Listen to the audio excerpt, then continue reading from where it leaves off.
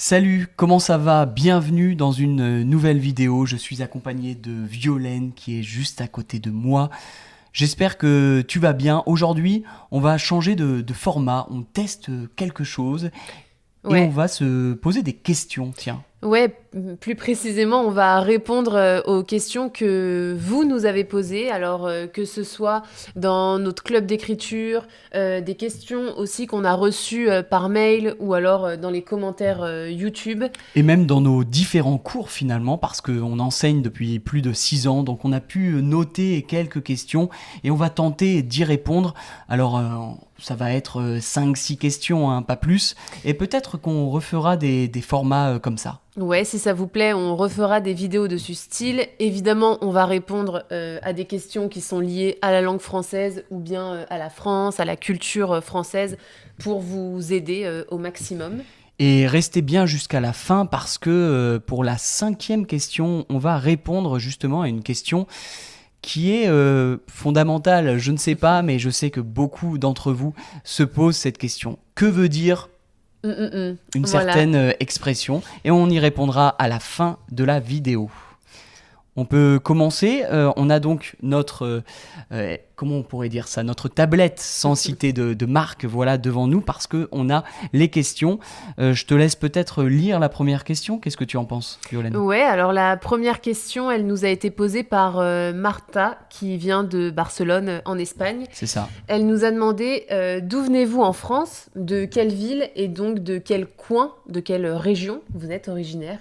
Et c'est vrai qu'on ne l'a jamais dit sur cette chaîne. Alors vas-y, réponds. Tu commences. Ouais, moi je viens donc du début du sud-est de la France, puisque je viens de Lyon, qui est actuellement la troisième plus grande ville de France. On est pas trop loin des Alpes, pas trop loin de l'Italie, pas trop loin de la Suisse. Et on est dans évidemment, la capitale gastronomique de la France, quand même. Quand tu dis on, tu parles de toi, hein, évidemment. En tout cas, tu es originaire, tu es né là-bas, pas dans Lyon exactement, un peu dans la campagne. Ouais, dans la banlieue de Lyon, on va Ouais. dire, dans une petite ville à côté de Lyon. Ok. Et toi? Alors moi, je suis né à La Rochelle. Alors je ne sais pas si vous connaissez La Rochelle. La Rochelle, c'est une petite ville, un peu plus de 80 000 habitants si je ne me trompe pas. Et La Rochelle, c'est au bord de l'océan Atlantique. On est totalement à l'ouest, hein, à l'opposé de Lyon, à l'ouest de la France. C'est une petite ville avec un port sur l'océan Atlantique. Alors est-ce qu'on est au sud? Est-ce qu'on est au nord de la France? Est-ce qu'on est au milieu?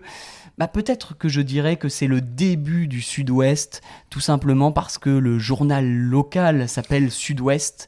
Quand on va au kiosque, on achète un journal, ça s'appelle Sud-Ouest, donc peut-être que c'est le début du Sud-Ouest. C'est une jolie ville. Très jolie ville, très touristique. Mm. Et c'est vrai que nous, on vient tous les deux vraiment de deux endroits totalement différents sur l'architecture, un petit peu la culture.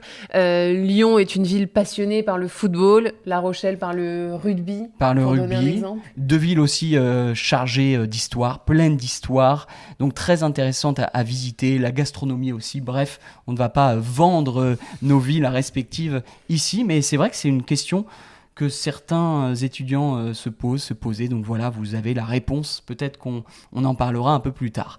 Deuxième question qu'on nous a posée, et cette fois-ci, c'est John qui habite à Montréal, au Canada. Donc la partie francophone du Canada, magnifique ville que j'ai visitée, et qui nous dit, alors, on reste un peu dans le tourisme, hein. On Ok. reste en France et qui nous dit j'ai 15 jours de vacances en mai prochain, en mai 2025. Quelle région ou partie de la France me recommanderiez-vous? Pas facile, hein, au Mm. conditionnel comme ça de le dire. Et lui, alors, il ajoute j'aimerais éviter la foule. Donc, il aimerait éviter le monde. Ouais. Bah, j'adore cette question. Merci John pour ta question.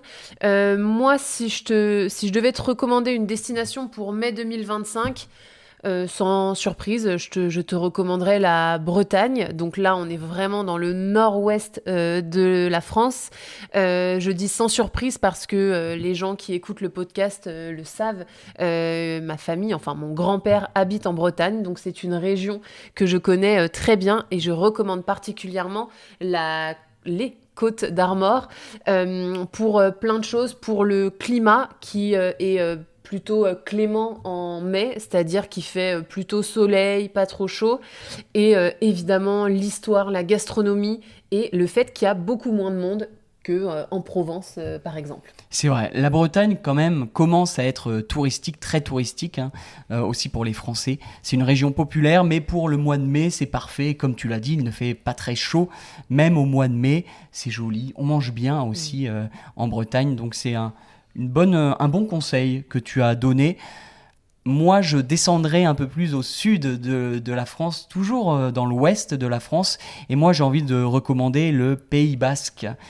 Je ne sais pas si vous connaissez. Alors, le Pays Basque, c'est une région. Il y a le Pays Basque en Espagne, hein, et puis il y a le Pays Basque en France. Donc, on est au sud-ouest de la France, on est au sud de Bordeaux, à la frontière avec l'Espagne. Et là, on est vraiment entre montagne et mer, entre montagne et océan. On est au bord de l'océan Atlantique, donc il y a aussi les Pyrénées, les montagnes. C'est vert, c'est très joli, c'est vallonné avec des collines. Je ne sais pas pourquoi je fais le geste. Et là aussi, c'est passionnant parce qu'il y a une culture qui est très forte, il y a une identité qui est vraiment forte, il y a même une langue régionale, le basque, qui est intéressante. Il y a encore des personnes, notamment des personnes plus âgées, qui parlent le basque, donc ça peut être intéressant. Et ça va un peu dans le sens de la Bretagne, puisque la Bretagne est aussi une région avec une identité très très forte et avec une langue, le breton, qui comme le basque, on essaye de plus en plus de les mettre en valeur et on essaye localement que les jeunes générations se refamiliarisent un peu avec ces langues. Donc si vous voulez de la bonne gastronomie, une identité forte, le Pays Basque et la Bretagne. Même si la langue basque n'est pas une langue officielle en France, hein, on rappelle que le français est la seule langue officielle en France, mais quand on va de l'autre côté de la frontière en Espagne, il y a le basque qui est là une langue régionale et officielle aussi, donc qui a plus de poids, mais je recommande ce coin de France, et là le climat comme en Bretagne, c'est un climat océanique, donc il ne fait jamais trop chaud et il ne fait jamais trop froid, donc, et puis c'est une destination assez original, on va dire. Ça change un peu du reste. Voilà, on pourrait en parler des heures, hein, des régions de la France, mais on va passer à la troisième question. Donc c'est une question d'Omar qui habite en Égypte et qui, je crois, nous a envoyé un mail. Il nous a dit, mais en fait, quand je parle français et que j'ai envie de répondre à quelqu'un, très souvent, je dis cette phrase, « je suis d'accord ». Et en fait, il a été un peu lassé de toujours dire « je suis d'accord, je suis d'accord ». Est-ce qu'il y a d'autres manières d'exprimer cette idée ? Alors, peut-être qu'on peut donner un exemple, hein, une phrase. Si on dit je pense que faire du sport est positif pour la santé ». Peut-être que la personne en face va nous répondre je suis d'accord et répéter ça. Et donc, c'est vrai qu'il y a d'autres manières de le dire. Tout simplement, moi, je pourrais dire tu as raison, t'as raison. Ça, c'est commun, c'est standard. Une autre phrase que moi, je dis beaucoup et que les Français disent beaucoup aussi, c'est pas faux. C'est pas faux, en fait, ça veut dire c'est vrai. C'est une autre manière de dire tu as raison. C'est une autre manière de dire je suis d'accord, en fait. C'est pas faux. Et c'est extrêmement fréquent aujourd'hui à l'oral en français. C'est pas faux, c'est vrai. D'autres alternatives qui sont un peu plus français parlé, ou en tout cas encore plus français parlé, on a complètement. Par exemple, ce film est incroyable. Ah ouais, complètement. Pareil, aussi qu'on utilise beaucoup. Alors là, c'est plutôt quand on veut vraiment dire je suis d'accord, je pense la même chose. Hier, j'ai trouvé que le restaurant était un bon resto. Pareil. Ça, c'est du français parlé, là aussi, assez standard. Et puis, on va aller dans le français parlé plus familier. Et là, je dirais carrément. Carrément, bien sûr. C'est comme complètement, carrément. Et un autre plus utilisé par les jeunes, par les adolescents, voire ceux qui ont la vingtaine, on dirait grave. Grave. Ça, c'est aussi très familier, c'est plus intense encore. Ouais, par exemple, j'ai adoré ce film. Grave. Donc là, il y a plus d'intensité. On va encore plus loin. C'est pas juste « je suis d'accord ». Voilà pour Omar, hein, si tu nous écoutes, tu as la réponse. Évidemment, l'idée c'est de varier le plus possible et d'adapter en fonction de la situation. Évidemment, on ne va pas dire grave dans des situations formelles, professionnelles, on essaye d'éviter. Hein. Bien sûr. 4e question, et là on remonte un peu plus, on quitte le continent africain et l'Égypte pour aller à Paris. Et là, c'est Lydia qui est de nationalité anglaise et qui nous pose cette question, oui, qui est très intéressante, qui nous dit comment je peux interpeller un serveur ou une serveuse dans un bar ou dans un restaurant. J'adore cette question. J'adore cette question parce que, évidemment, c'est un des premiers contacts que les gens, enfin les étrangers ont quand ils viennent en France et qu'ils vont au bar ou au restaurant.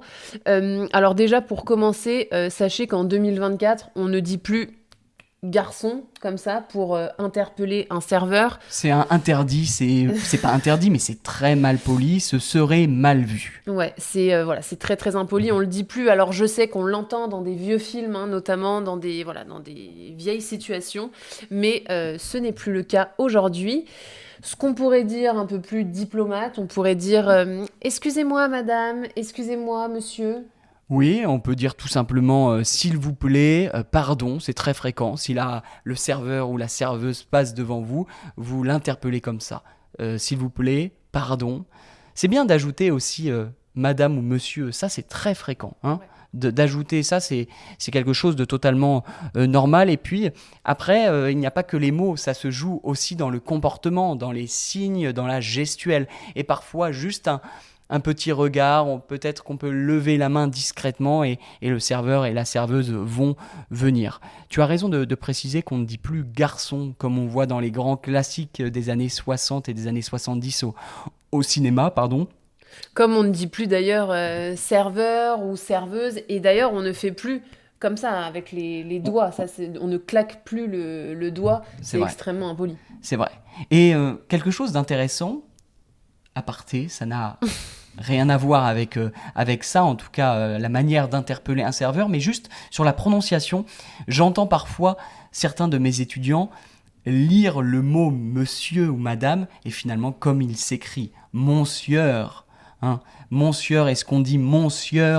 Non, évidemment, on prononce pas comme ça, monsieur, monsieur, ça c'est utile. C'est un excellent exemple de comment la prononciation a évolué au fil du temps, parce qu'avant on disait monsieur, et on peut l'entendre encore dans des pièces de théâtre un peu vieilles, mais non, maintenant on ne le prononce plus comme ça. Avec la pratique, la prononciation s'est lissée, et donc c'est monsieur. Monsieur, en fait, qui était Monseigneur à la base, et puis ça a été raccourci pour devenir Monsieur et Monsieur. Voilà la raison pour laquelle on prononçait comme ça avant.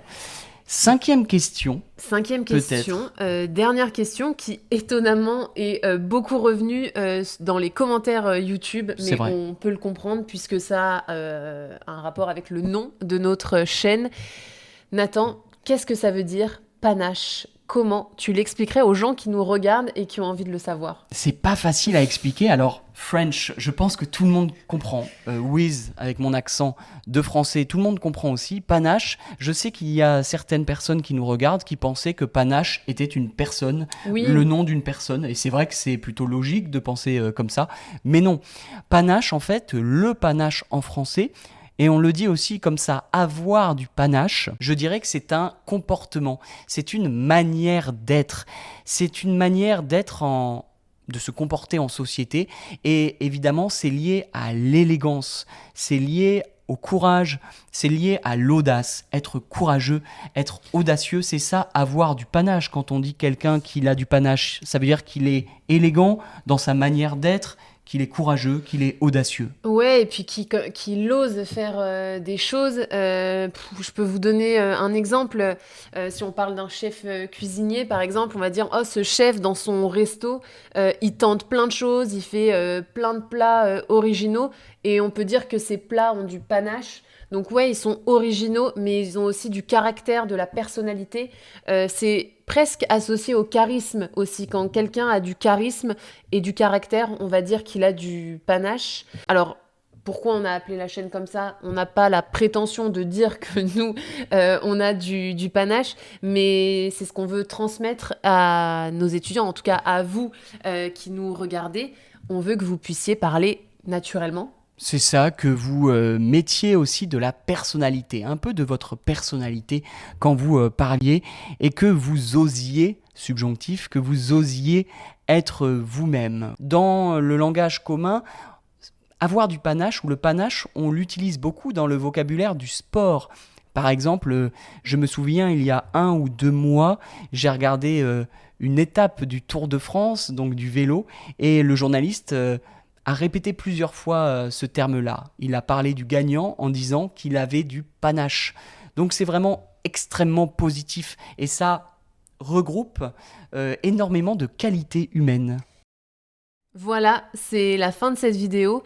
On espère qu'on a répondu à certaines de vos interrogations.